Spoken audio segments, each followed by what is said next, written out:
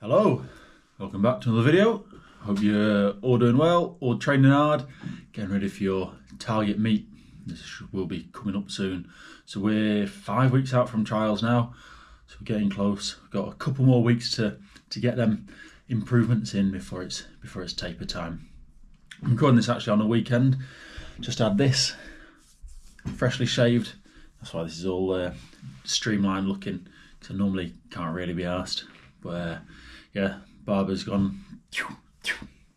So, but anyway, yeah. So today we're gonna be talking about core training, because it's an aspect that I think is definitely lacking in most people's consideration of their strength programs and their training in general. So people tend to train really well in the pool, fairly well in the gym in terms of the lifts, and then often neglect the core. And obviously we want our core strong, because that ties in our upper body to our lower body. So if we're producing power through the upper body, we need to be able to transfer that power through our body to be able to utilize it. And because water is so much denser than air, we need to be able to move through the water in such a way that if we encounter resistance, we can like plow through it, or if water's trying to push us one way, we can keep our hips in that right position, for example, that kind of thing. And I've been guilty of this in the past. You know, if the training program's got a core section normally at the end of the program, and you do it, but you just sort of do it to get it over with. You've done your main lifts, you just want to go home. But now we've taken this approach this year, and really the past 2 or 3 years now, of getting the strongest core in world swimming, and that's what we're aiming for. Is there anyone who can have a stronger core than me? At this point, realistically, no, there aren't going to be many people doing the work that I'm putting in. So what I mean by that is, some people will do, like I say, like a core exercise at the end of each session, or a circuit a couple of times a week. I'm doing 10 strength-based core exercises a week, and maybe that's too many. We're sort of a bit guinea piggy. Where I speak to Lewis, our S&C coach, and we've gone 2 a day, and then that was a bit. So it was like 6 exercises a week. It's a bit easy, so we'll go to 8. I can cope with 8, so we'll go 10. And 10 seems to be good because they all pair up well now with a major lift. So because I lift Monday, Wednesday, Friday. The Monday and the Friday are strength days. Monday, the whole body strength. Friday, the upper body strength. And they've each got 4 main lifts in. So those 4 lifts then superset quite nicely with a core exercise. Because that's one of the downsides of doing so much that it takes time. And because we're treating these core exercises like proper strength, so we're trying to get that proper strength progression, then the sessions end up taking a long time, which is why I split it morning and evening. And I'll do a video at some point of the upper body strength day, because I think that would be interesting for you to see, like, kind of how that's set up and why that enables me to lift better, because I'm able to lift twice in that day. But yeah, so I'm just going to go through the exercises now. And like how we progress them. So a lot of the time, these might be exercises you're familiar with, might be unfamiliar, but this is how we do them and how we progress them over our cycle. So traditionally, with your normal strength work, say you bench press, you can do, the reps can come down and the weights go up. That's really how you progress. So with these, sometimes the reps can go up or down, and the load can go up and down, and different things like that. So we're going to start with Monday. So Monday, this first exercise is the ab rollout hold. So we're in that ab rollout position that you see here. I just hold that time. This one was just for 5 seconds. So you can see I'm doing it with the band there. So the band gives you a little bit of support out of the bottom. So it makes that end range position easier to get into. Okay, so this exercise is great because it is that catch position. We want to be strong here. With that solidly, because if this is not solid here, this is soft, we end up just flapping about rather than getting really over the stroke. The same on freestyle, same backstroke. It's all that kind of same idea.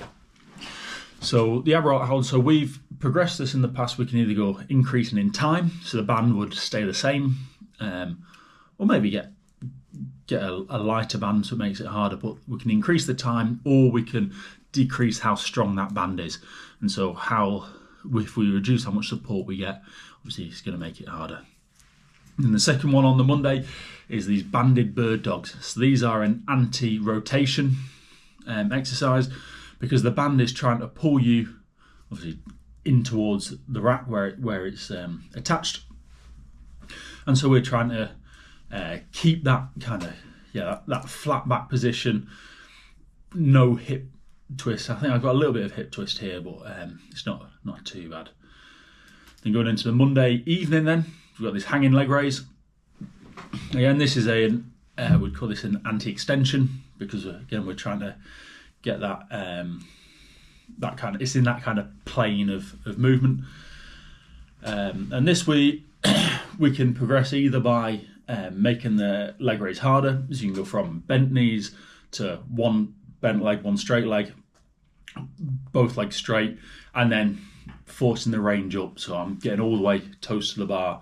You can just go up to halfway, up to parallel, maybe a little bit more, and then all the way up. And now, because I'm at that point, now we're adding weight to that.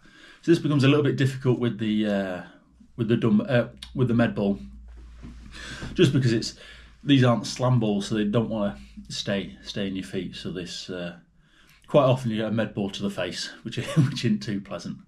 And then finishing off our Monday then is electors, so or double arm and leg dead bugs. And again, this is for that extended position, kind of like in the opposite way to the rollout. So here now the weights are trying to pull your back up off the floor, but we're trying to keep that stuck in, keep that core tight. And again with this, the progression really is load. So like in a normal lift, we can decrease the reps and increase the load. I think four reps on this block. Okay, this brings us to Tuesday. So Tuesdays and Thursdays, we'd do a circuit as part of the swimming set. So you can see the circuit on the screen now. A lot of the exercises are quite similar to what we do in the strength days, but it's just it's more of a maintenance and a slightly higher rep than the pure strength stuff. Going on to the Wednesday then. So Wednesday's a power day in the gym. So I've only got the 2 core exercises on this one. So we've got the GHR Situps, which I think are fantastic exercise. This glute ham, so it's the GHR stands for glute ham raise. So that's this machine that I'm on here. The only problem with this one we've got in the gym here is that the big kind of pads that you lie on are a bit too big. They're a bit raised. If they were a bit lower down, you'd be able to get a bit flatter. And the other problem with this is that if I go into that streamlined position, my fingers are touching the ceiling with where the machine is, which is a bit daft. So if I put a plate in my hands, which I would like to do in that streamline with a weight, I don't fit, and the exercise ends up being a bit compromised. So what I'm doing instead is moving the foot plate closer and closer to the pad where my bum's sitting, so that then more of my body is then hanging off the edge of the pad, which obviously makes the exercise harder. So we've done this before. So if you can start arms folded, arms behind the head, streamline, and then you can load up at the chest, which I've done before, or you can load up like we said in that streamline. So you've got a lot of ways of progressing that, and I suppose you can put in like a pause at that extended position as well. Then the other one here is the Landmine Rotations. This works well on the power day because it is a power movement. We're getting that rotational force in like we need on any turns, freestyle, backstroke, that kind of moving underwater. So when you come off the wall on your side and need to come round onto your front, that's that rotational strength.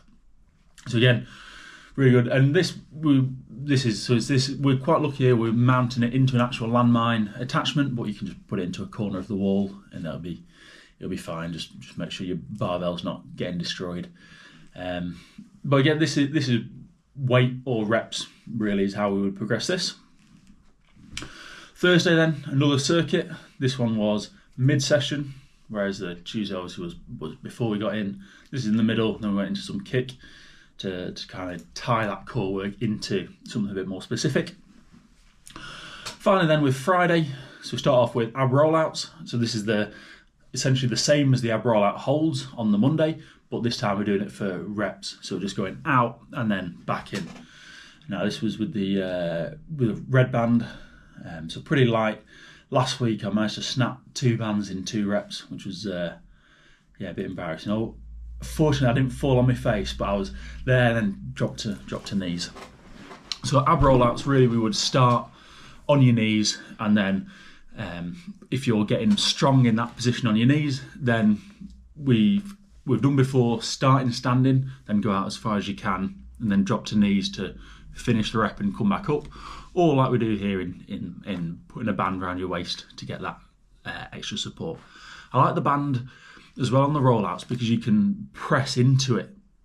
So as you roll out, then obviously the band's attached here. Let's say this is the hip, the band's here, and we can press through that, and we can like feel that position quite nicely. And next is the lateral GHR holds, so on that same machine as the sit-ups, and this is just on the side in a streamline. Here I've got a plate in that streamline position. We keeping the time the same and just increasing the weight on these. What I've done in the past is picked a position, the streamline, and then increase the time. And then how you can build up to that is, again, similar to the GHR Situps again, really. You can start hands across chest, behind head, then streamline. But each one gets quite significantly harder. Great exercise again for that anti-rotation, or I suppose it's anti-lateral flexion into it. So your body wants to be collapsing, and you've got to resist it without going dead high. Got to keep that kind of neutral position. Okay, going into the Friday evening then, starting with the offset overhead lunge. So this is just an overhead lunge, and we've just got some plates on one side but not the other. So obviously we would change sides each set. And again, your body then wants to collapse to the side that the weight's on, and you've got to keep that, maintain that posture, keeping everything in a line. And then finishing it off then with dragon flags. So these really hard, really. I've not done these for too long, so they're still a little bit with some work to do. So I started these going just from the top, just trying to control the way down. Excuse me. Then I've done some with a band, and then what I'm doing now is the full reps. But as I could probably let my back come down a little bit more. It seems a little bit fixed at the minute. Okay, that's the end of the isolated core exercises. Now, of course, your core gets trained a lot if you're doing heavy squats, heavy deadlifts, or an RDL, or trap bar deadlift, anything like that. Your bench press, your rows, your Olympic lifts, everything is training that core. But if you can do some extra core isolation strength stuff, it's not going to make you any slower, right? And that's the way you've got to look at it. Is it going to make you slower? No. Could it make you faster? Definitely yes. So I hope this has kind of like helped you if you're trying to structure a gym program, or you want some ideas on how to get a stronger core. As always, let me know if there's stuff you want to see videos on in the future, training wise, lifestyle wise, gym wise, anything like that, and we'll see what we can do. But yeah, thanks for watching, and I'll see you next time. Cheers.